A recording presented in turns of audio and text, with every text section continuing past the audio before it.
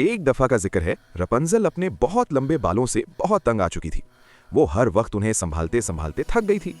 एक दिन उसके दिमाग में एक आइडिया आया। उसने सोचा, क्यों ना मैं अपना हेयर सैलून खोल लूं, मेरे बाल तो मशहूर हैं।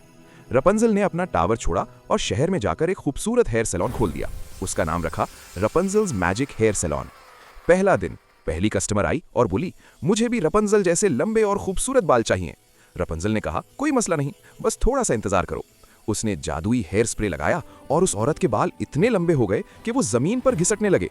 औरत चलने की कोशिश करते हुए अपने ही बालों में उलझकर गिर गई।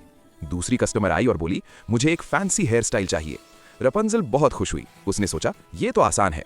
उसने उसके बालों में रंग बिरंगे फूल लगा दिए, रिबन बांध दिए और ऊपर से छोटे छोटे परिंदे भी बिठा दिए। औरत ने आईने में देखा और चीख मारी, ये क्या बना दिया, मैं कोई बाघ तो नहीं हूं। और वो भी गुस्से में भाग गई।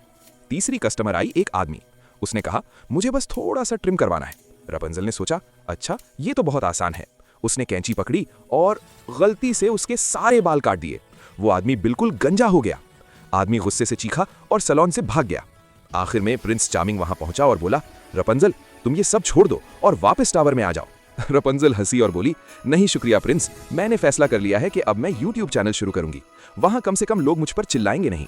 ये है जवेरिया फेरी टेल्स की दुनिया, जहां कहानियां हैं थोड़ी अलग।